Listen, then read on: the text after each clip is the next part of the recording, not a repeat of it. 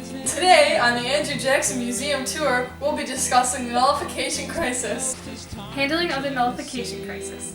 The crisis was after South Carolina declared that the federal tariffs of 1828 and 1832 were unconstitutional, and therefore null and void within the sovereign boundaries of the state.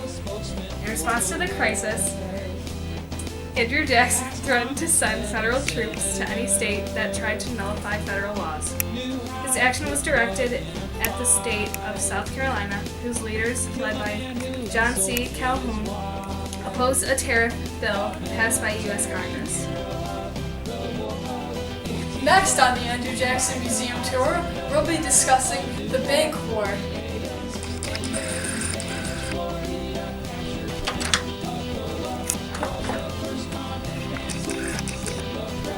I wonder what this does. The Bank War.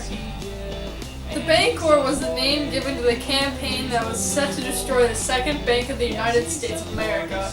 It transferred government money into state banks. It was directed under poor management, and that's why it crumbled. Next, we have redefining popular government. Wonder what's in this barn? Redefining popular government. Andrew Jackson dominated his cabinet, forcing out members who would not execute his commands. He implemented his policies through a private group of advisors and publicists known as the Kitchen Cabinet. Next on the Andrew Jackson Museum Tour, we'll be discussing enlarging the role of the president. I wonder what's behind this door.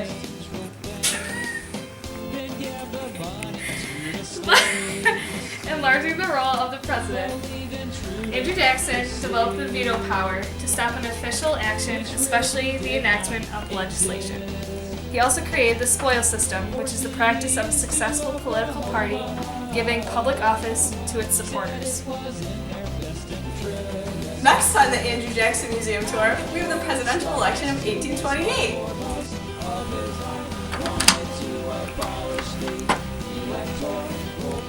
I wonder what this does. The election of 1828. The election of 1828 was the 17th presidential election. It ran from Friday, October 31st through Tuesday, December 2nd, 1828. It was between John Quincy Adams and Andrew Jackson. Andrew Jackson won most of the Electoral College votes, which is why he was elected as president in 1828. Finally, we have Indian removal policies. Indian removal policies. In 1830, authorizing the president to grant unsettled lands west of the Mississippi in exchange for Indian lands within state borders. Few tribes went peacefully for many years.